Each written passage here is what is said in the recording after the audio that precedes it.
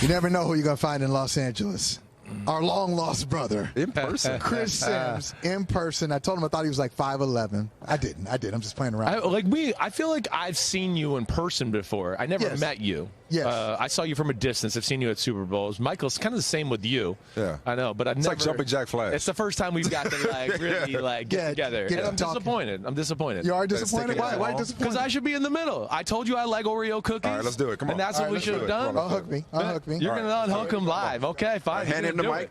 Hand off. Unplug him. You don't have an earpiece anyway. Oh, I don't even need it. I'm good. Perfect. Who's that? Michael, don't worry about your earpiece. The Oreo cookies. Don't worry about the earpiece. I got the traffic in my ears. Look at this. 2022 racial harmony. This is perfect. Now we'll see. Perfect. We'll see how the interview goes. And you know this is my table. You know this is my table. What do you mean this is your table? This is my table from my podcast at NBC Sports. Right. No wonder the show has sucked the last. But thank you for loading us your furniture. No problem. Wait, man. You bring your furniture. We out here bootlegging. We got to ask other people furniture. Seriously. You're bringing your furniture from like the East Coast to the West Coast. You got to bring it. Like, why'd you have to bring your own table? Don't talk to me. I don't make these decisions. Okay. You know that. We got bosses that are way smarter than me. All jokes aside, it's been very good. Great to see you, man. It served us well. Really good to see you, brother. Thanks. Great to see you too, sir. So look, we just heard some. If anybody texts you, I'll let you know. All right, thanks. We just heard some of the Los Angeles Rams, who you have been around since last week, last Tuesday. Right, last Tuesday I got to the full day being there at the facility. Everything was really cool, great. Got to do the interview with McVay. See, this is great. So you got access to stuff that we didn't get over Zoom. Right. So I guess let's just start broad. Sure. What's your general takeaway from the approach, the mood, the mentality of the Rams, who, as an organization, have been here before not too long ago. Right. I've seen some different guys on the team and whatnot. Right. But just what was your takeaway from being around them? Great excitement in the building. I think that's the first thing. I think there's great confidence in the building as well, but not like cockiness where you're like, whoa, these guys think they're going to win the Super Bowl. It's more of like, hey, we got a good group here. We got something special, and you can kind of feel that positive vibe throughout. Anybody you meet, really. And really, I got to give McVay just the culture in the organization is special. That's where I give him a lot of credit. I mean, one of the things that you'll see on the pregame show and everything is I just talked about, like, how do you do it? And he's just set forth a culture there where these stars love it. You know, he gives them a little leeway and treats them like stars, but also knows kind of how to, get the red-hot poker there to motivate them and go, no, we got to get better in these areas. So he's got a really awesome blend that way. And one thing that McVay said to me that I thought was really cool was that he learned from the first Super Bowl. He flat out said, I went from boy wonder to boy blunder in that game right there. And Belichick out-coached me. Yeah. And one thing he said in this game is that he will have more fail-safe plans. He's going to have more plan Bs and plan Cs and plan Ds in case the Bengals throw things at him that they weren't quite prepared for. He certainly had his eye on that a little bit. But he also said that he's not overthinking it. Not overthinking it. So what's the balance between those two things? Right. I think he knows. They know what they are. I think he just wants the ability a little bit more than the first time around to be able to adjust in game. Where I think the first time around he just thought, hey, this is what we did all year. We're good at it. We know how to execute it. Or the Patriots play zone. But the Patriots, they cracked the code. Yeah, then they play man and you screwed. Yeah, they couldn't figure it out. Right. All right, so speaking of Super Bowls, the first time, Rams, Patriots, this time Rams, Bengals. Right. How do they match up? How do the Bengals match up with the Rams? And how do the Rams match up with the Bengals? Do they do anything? Does either, in other words, does either team do something that the other team says, oh, man, I don't know if we have an answer for that. Yeah, well, I mean, listen, I give the advantage of the matchup to the Rams. I will say that. I think the Rams are the better football team. That doesn't mean anything. It doesn't. We know the Bengals hang around. You let Joe Burrow hang around the fourth quarter, watch out, right? But I listen, the obvious thing, you guys know what the obvious thing is. Pass rush. Exactly. Yeah. I mean, it's a real thing. The Bengals have escaped, like real disasters in both playoff games. Even last week, when you go back and watch the AFC Championship game, I mean, even his completions, it's like, oh, man, he just got that off in time. Or he hit a scramble and make something happen. Yeah. And this is the best pass rushing unit they faced yet. So that's where I just look at what's the plan of attack going to be from the Bengals. They got to, of course, be very conscious of that. And I got to think quick game. Get Joe Burrow in a rhythm early. They should look at every screen Deebo Samuel ever ran against the Rams and put it in their game plan. They need to do all of that. Those are the things I look at to be interesting. And off of that, where I look at the Rams, they have this great pass rush. One thing that bothers me about their pass rush is they rush 5 too much.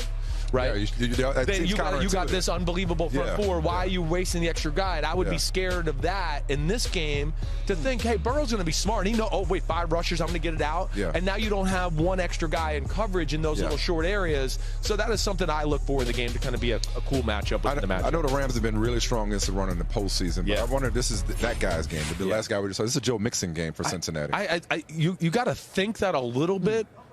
Here's my one concern. Not that I have all the answers, but you guys know me. I love film and watching that crap. Going even to the Chiefs game, and I feel like they tried to do the Joe Mixon thing there. And they were borderline, almost never really got Joe Burrow in a rhythm because of that, too. It was stubborn. It was stubborn. A lot of second and 9, a lot of third and 8. Now it's third and 8, right? Exactly right. Yeah. I would be a little scared to do that approach too much in this one because I'd want to go, man, we got to go down with our best punches in this one. And that's Joe Burrow dishing it out to those guys. Now, where I really think is a handful of runs for one reason. Just so that's their opportunity to now create play action pass, big play down the field. I think that's the one way they're going to be able to at least go, wait, Aaron Donald's rushing. Oh, wait, are they going to run it? He stops for a second. Oh, wait, now I got to get back on pass rush, and maybe you can buy some time to get chased down. Or the that field. quick game you're talking about. Just get out of his hands, let there be an extension of the running game. I think those are two things that I would look at, certainly, no doubt. We haven't talked to you since the conference championship weekend. Damn, it's been that long? Yeah, it really has. I had to go, or I had something on that first day or last week. I couldn't be there. I think we had a short week. And we had a short week traveling. Everybody's traveling. Let's take off? No, never. So if you look at it just from both games, you referenced it, Patrick Mahomes in Kansas City. Right. Were you as surprised as everybody else? I mean, they seem to be in complete control of that game, and then it kind of got away from them. What just film-wise, what did you see? What happened there? Well, I think, second half, the Bengals did break out on a more consistent basis. There's probably 2 or 3 plays in the first half where they ran that 3-man rush. Second half, broke that out consistently to where you saw it. And what was special about it is, hey, everybody's got a 3-man rush defense, but usually defenses only have like 1 or 2 ways they do it. Like it's 3-man rush and we play Tampa 2 with an extra guy dropping in the zone, or it's a 3-man rush and we just play cover 3. We disguise these 2 coverages, but that's all they do. They played a bunch of coverages, even man within rushing 3, and then having extra guys waiting for crossers because it's hard to follow a guy man to man in a crosser. So I think that was the one thing I would look at. Mahomes got back a little bit of the microcosm we talked about all year with Mahomes. Leaving the pocket a little early, sometimes a 3-man rush, and I'm going, okay, where are you going? Why are you leaving? They just stay there. There's going to be people open. And then there's just a few little off-target throws, and they got thrown off the rhythm of their football game, and it was really a microcosm a little bit of what you've seen the Chiefs do all year long. The dumb RPO interception, that was a great play. Again, a good defensive call. They blitzed somebody off the edge. Hendrickson dropped off the other defense end. Now he thinks he's going to throw a wide-open RPO, and Hendrickson's there, so now he double cocks it and then tries to throw it. Ball gets tipped in the air, interception. Good plays, good game plan, and Kansas City falling asleep at the wheel once again. Now, in the other game, I said to Mike that his guy, Jimmy Garoppolo, the reason San Francisco made the trade up is probably what you saw in the fourth quarter from Jimmy. Right. Is it fair to say that that's just not who he is? He's not. If you have to say Jimmy win the game for us, he can't. But if you've got control of the game, Jimmy's fine. It is. But as you guys know, it's hard to win a Super Bowl that way. With like a quarterback, we go, he can never kind of get us out of a jam, right? We always got to kind of placate to him, manage the situation a little bit, play through the run. We don't totally trust you.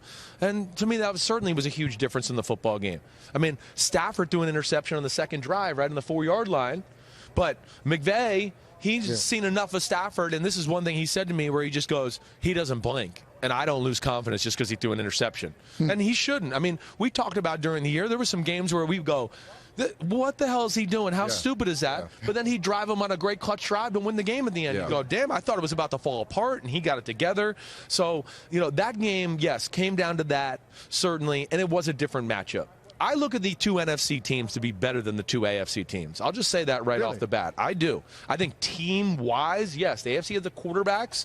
To me, the 49ers and Rams complete team-wise, I do think we're better than the 2 AFC teams, but that doesn't mean anything in the Super Bowl. Going back to just the time he spent with the Rams, he spoke about the culture that McVay has built around the organization. And you have another team trying to get a piece of that in the Vikings. hiring or soon to hire Kevin O'Connell as their coach. What do you know about him? What's your read on him? And can he be another? Now it helps to have Joe Burrow. Gotcha. Can he be another Zach Taylor? Can he be yet another fruitful coach off this tree? Yeah, I know Kevin O'Connell a little bit. I'm not going to tell you he's a guy that I've been real close to through the years. I've known a lot of people that have known him. I did get to spend some time with him last week when I was there. The things I do know from people I trust is, of course, smart. Like wired like a McVay or a LaFleur, and it's just football details, creativity. We got to be on this. But I'll say the one thing that jumped out to me, and what I always question with any new head coach is I just go, or can he lead men? You know how important that is, right? Can he stand up in there, keep it real with the guys, tell them, hey, you did some dumb stuff, but then also make them feel like, hey, we can get better and this is positive. I felt like he's got real good leadership skills, like a man's man who's going to know how to lead a locker room. So that I've been told that, and I got to witness it. Now, what I will say, when I'm all in favor of Kevin O'Connell getting that job up there, but I do think the optics look weird in this day and age in the NFL right now. If you just want to keep it real, right? I mean, there's Bieniemy, top 5 offensive coordinator, Leftwich. You're just tearing the NFL up. And now you hired a guy that hasn't called plays in the NFL yet, because McVay's calling him, and he gets to be a head coach. I think that severely looks messed up, but I don't want it to take away from what I do think is a qualified candidate. I'm with you, man, and that's the difficult. That's the difficult part. It's like we talked about this on the phone. What does Kevin O'Connell bring to the table that Bieniemy or Leftwich don't? And the answer is nothing other than a direct connection with Sean McVay. I mean, like, Byron Leftwich played quarterback in this league. The man. And doing things on the offensive side of the ball that is, like, phenomenal. An unbelievable scheme that's tried and true. And you're seeing Brady have some of the best years of his career at 44. Like, it doesn't make sense to me. It's like, but like we find the saying, more than one thing could be true. He could be a qualified candidate and a good hire. And it still could look messed up. Absolutely. And it's unfortunate because it does. Even, we saw, we'll get to this, I'm sure, later. We saw it with Brian Flores. The only reason I didn't get hired is because of the lawsuit. Maybe. I mean, it's not like Lovie Smith is like nobody. No, it's not. What I mean? Like, Lovie Smith has had a really good career. He has. There's some familiarity with him from good career. No doubt. I'm not saying he's a Hall of Fame coach, but Lovie Smith is not a scrub. So if you took Brian Flores is not a slam dunk over Lovie Smith. I think he is right now. You don't think so? I do right now. I do. I think Flores has done enough to show with young potential, like really gets it. He's rough around the edges. He tells the owner, no, screw you, I'm not going to lose games, right? So that's tough in the NFL. And but now, I like Lovie Smith in ways for the Houston Texans in a lot of ways. I hear what you're saying. Do you think Lovie, like maybe the game, dare I say it, are you looking at the Tampa years or the game maybe passed him by to Illinois some years? Well, Illinois doesn't great, but it's a different game. Because Flores hasn't done anything professionally that Lovie hasn't done. Right. No, but I think Lovie's got a better resume than Flores. No doubt about it. More time, and he's got more experience.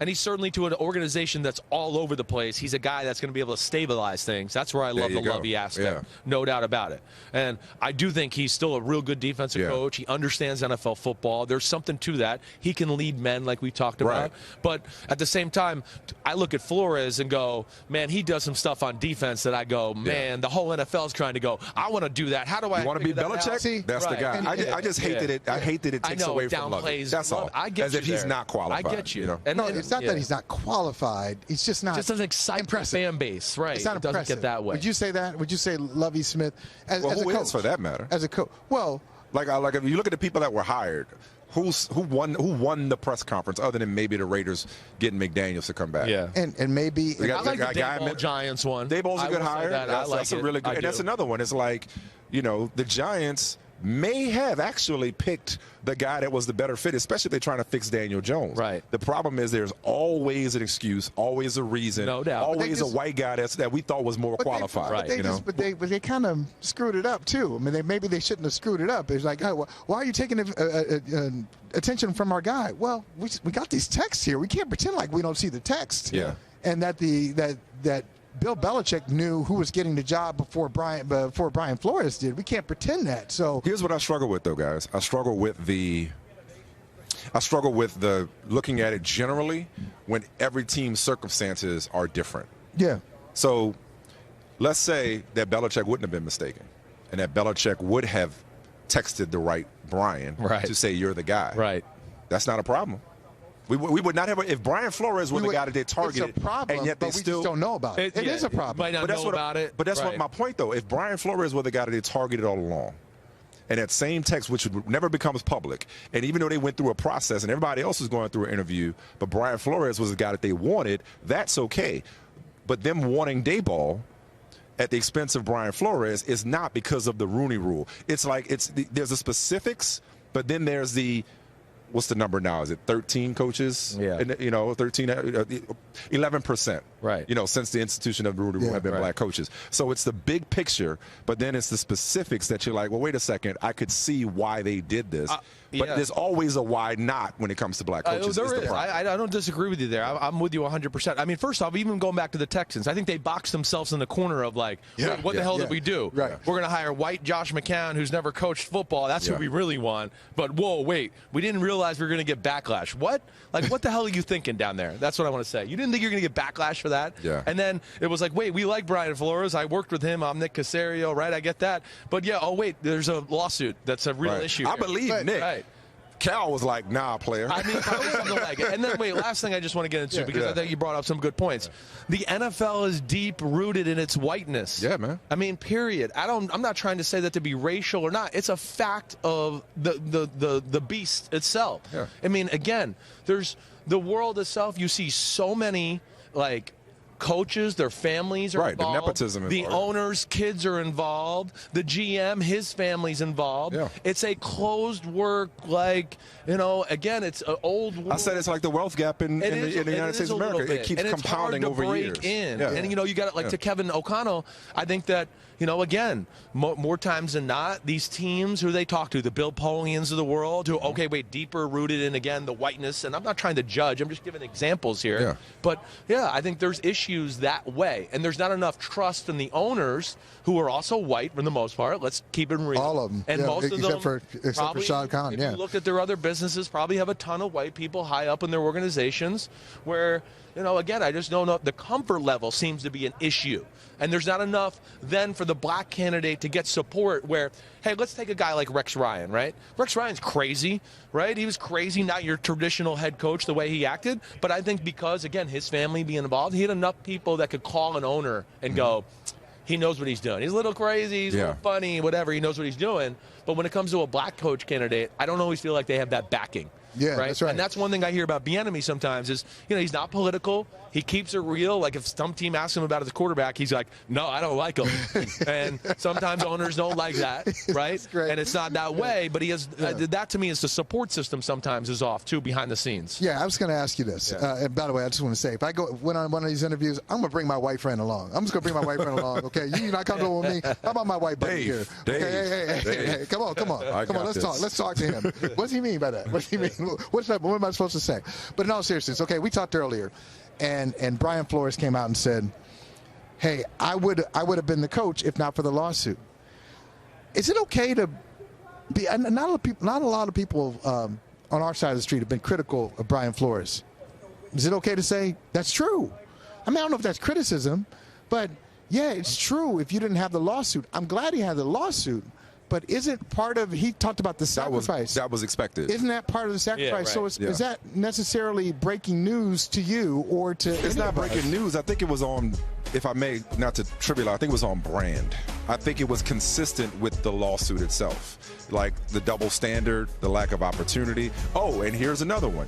I would have this job had I not filed this lawsuit, which goes back to what I was saying. But the league would be telling on itself if they shut him out. But to me, that kind of, I don't think that strengthens his case. I think he's got a strong case. Yeah, I think it's just consistent. By saying, but is that consistent? If I'm going to sue you and then expect to get a job, that ain't, I know that's not happening. Right, why would I expect? Well, why is that? Why even a statement on that? But in a lot of ways, I think that's a. I really wasn't feeling that from Flores because, of course, Brian, we know that. Like, what's the point? Well, even though it's obvious, I don't think it's right. So I guess what I'm saying is that I don't believe. Okay, if you sue somebody, you think they're going to give you a job.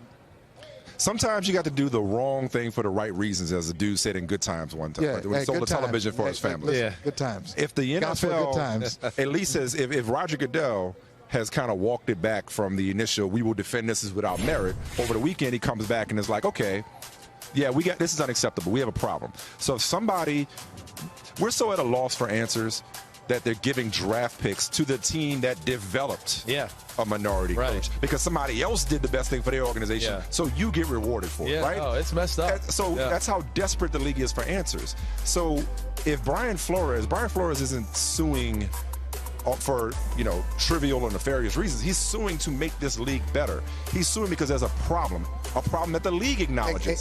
So I don't feel like that's right to shut him out because it's the reality. The reality was right. I don't think it's right to shut him out because he is trying to. Because he's magnified a subject.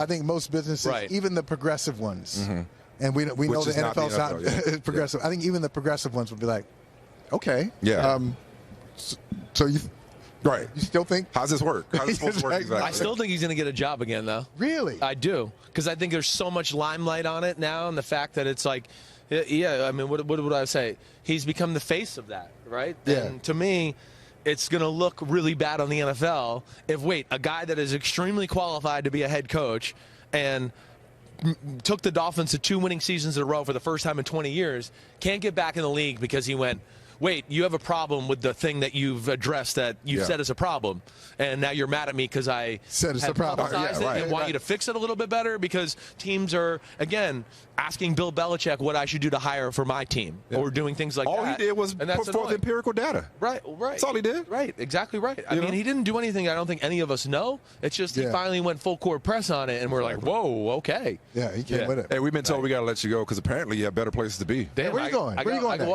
I got my own Pro Football Talk. We're doing our show there. I got interviews over at my set. What do you think? You two are the only show in town here? Yes. Well, you're not. Damn it. Okay. All right. So you have a better set than actually, you have a better set. So you gave us the backup set.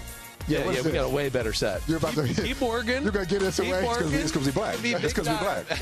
That's right. You're the black dude's the bootleg set. You gotta ask our bosses that. I don't know.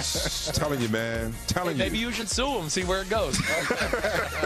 All right, man. Good to see you. Always great seeing you guys. Nice to see you. Always. All right. Hey, thanks for watching Brother from Another on YouTube. Make sure you hit subscribe before you leave, and be sure to watch us 3 to 5 p.m. Eastern Time on Peacock. Appreciate you.